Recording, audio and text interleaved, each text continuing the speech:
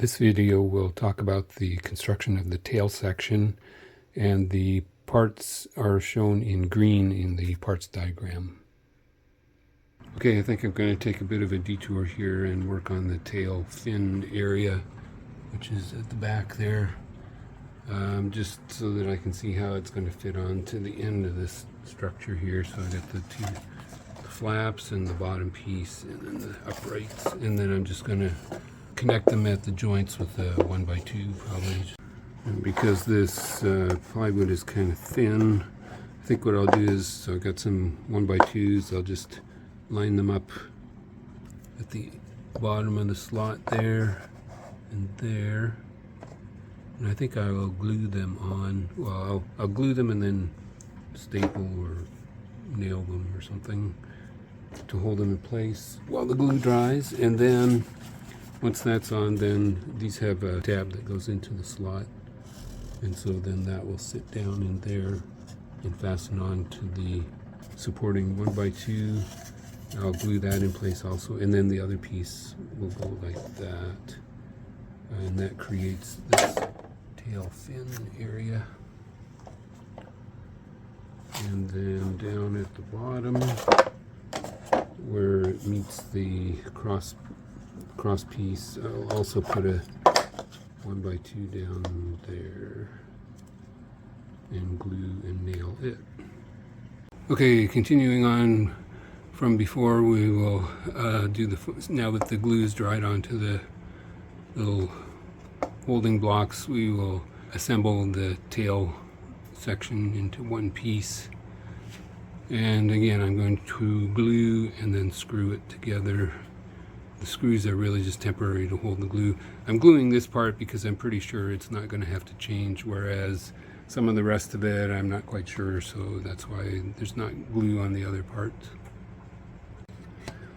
So you can see from the model there that this piece is going to go back like that.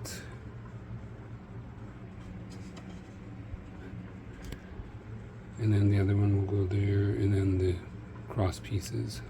Okay, so I put some glue in there and just put a couple of screws in to hold it. I may take the screws out after the glue's dry, or I might just leave them in there for strength. Now with the two side fins attached, I'm going to put the fins in here. And I originally intended to use 1/4-inch plywood, and I made the slots accordingly, but I ended up using 1/8 inch here, or 3/16, whatever it is. So they're going to be a little loose, but it doesn't matter because I'm going to glue them onto here anyway. Okay, there's the tail section done. It's a little wobbly. 1/4-inch probably would have been a little sturdier. If I need to, I can put a little upright in there or something, or under here. And then we'll probably just cut or sand these off, or I don't know, maybe just leave them there. Once we put the sponsor logos on, it probably won't be as noticeable that this sticks out. And then that will fit on the tail end of the car. Back here somewhere. Something like that. There's what the model looked like. I mean, this is going to be up a little bit higher, so this will be up a little bit higher, more like the model. This tail section is supposed to fit here, but the casters are in the way, and I'm trying to minimize ground clearance. So basically, I think what I'm going to do is notch this out. So I'm going to cut out this area here so that this tail fin slides onto the back, but above the base plate. Okay, I've got this thing notched out, so now the idea is it'll just slip on here, hopefully. Yep, something like that. So I ended up putting a 2x4 down the back here and holding up the fin. You can see it going up right like this, and that's holding this thing on reasonably secure. So that's what the tail end looks like.